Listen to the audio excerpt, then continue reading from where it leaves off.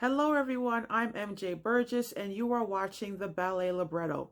In this series, you are invited to come with me to explore the stories behind the world's most beloved ballets. This program is not only for ballet fans around the world, but also for people who love a good story. Ballet history is a fascinating subject, as you will see in the weeks ahead. Ballet history, at times, was political, but always evolving, always complex, and at the center of it, ballet was and still is about the human experience. So let's get started. This episode is about the story of Spartacus.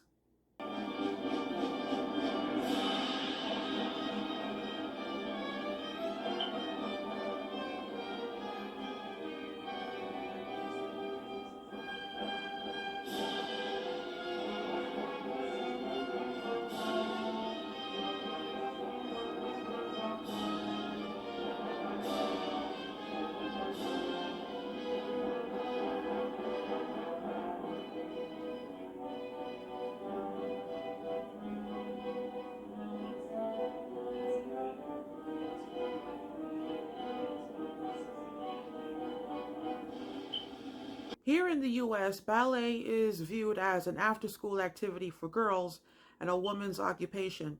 However, if a man decides to become a professional ballet dancer, they assume he is gay and sometimes refer to him as a ballerino, which is a word that makes me cringe. I prefer to use the term ballet dancer.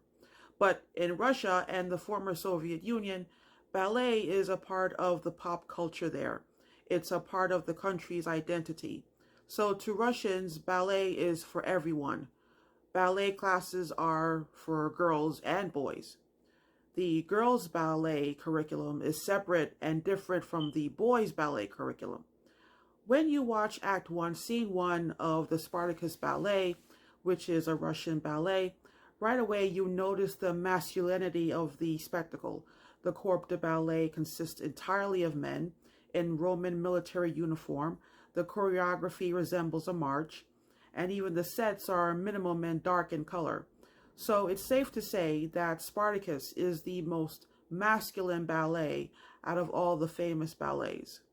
Spartacus was a Thracian gladiator who, along with other gladiators, Crixus and Wannermaeus, was one of the escaped slave leaders in the Third Civil War that began in 73 BC. The Civil Wars were a series of slave rebellions against the Roman Republic. According to the Greek writer and historian Plutarch, the Third Civil War, also known as the War of Spartacus, was the only war directly to threaten Rome, called at that time the heartland of Italy. It was alarming to Rome because its military seemed powerless to suppress it. When the war started, Spartacus had a group of 70 gladiators, all slaves that trained at a ludus, a gladiatorial school that was located near Capua and owned by a wealthy man named Batiatus. Within 1 year, Spartacus had an army of 70,000 slaves. Rome sent 2 legions to defeat 30,000 slaves under the leadership of Crixus. However, Spartacus defeated those legions. When word got back to Rome that Spartacus defeated the Roman army, the Senate charged Marcus Crassus, the wealthiest man in Rome and the only volunteer for the position, with ending the rebellion. Crassus was put in charge of 8 legions, numbering upwards of 40,000 trained Roman soldiers. He treated the soldiers with harsh discipline, reviving the punishment of decimation, in which 1/10 of his men were killed to make them more afraid of him than their enemy. The rebellion was interpreted by some as an example of oppressed people fighting for their freedom against a slave-owning oligarchy, and it has provided inspiration for many political thinkers. The philosopher Voltaire described the Third Civil War as the only just war in history.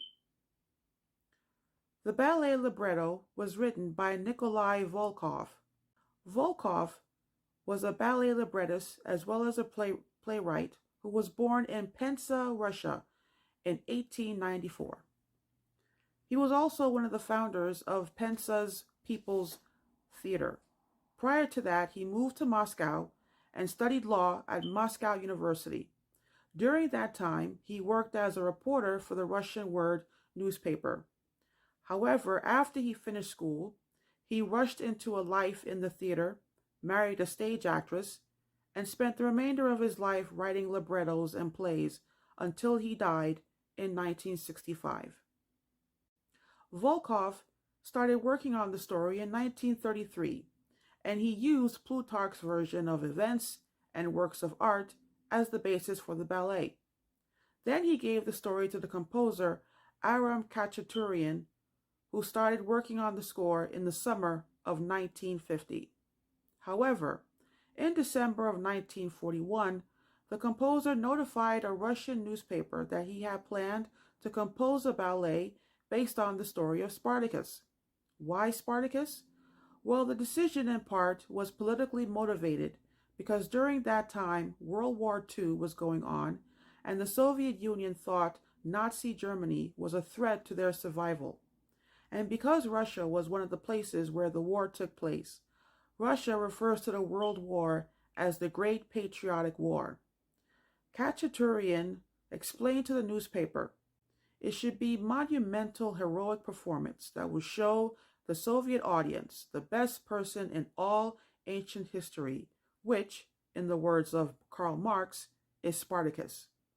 Some were surprised at my choice of this topic, reproached for going deep into history, but I think that the theme of Spartacus and the slave revolt in ancient Rome is one of great importance and great public resonance in our time. It is necessary that the people know and remember the names of those who at the dawn of human history boldly rose up against the enslavers for their freedom and independence. After Khachaturian finished the score, he wrote in his remarks, "The work on Spartacus lasted 3.5 years.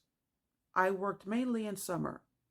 On the whole, Spartacus was written in 8 months.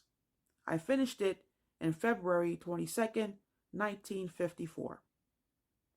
The ballet was first staged by choreographer Leonid Jacobson at the Leningrad Opera and Ballet Theater. The premiere took place on December 27th, 1956. What made this ballet stand out from other ballets is that the ballerinas do not dance on point. All the dancers, soloists, and the corps de ballet all danced in sandals. On March 12, 1958, it premiered at the Bolshoi Theater in Moscow. It was a grandiose and entertaining performance. From then on, the ballet gained wide popularity and was staged in many cities throughout Russia and Eastern Europe. On April 9, 1968, a new version of Spartacus premiered at the Bolshoi Theater.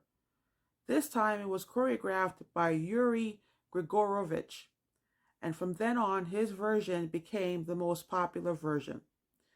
Grigorovich called his production a performance for 4 soloists with a corps de ballet.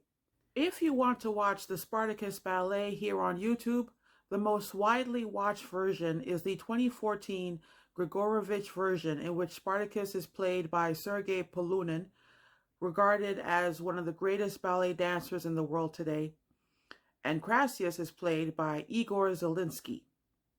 Aegina is played by ballerina Anna Odintsova, and Phrygia is played by ballerina Anna Zarova.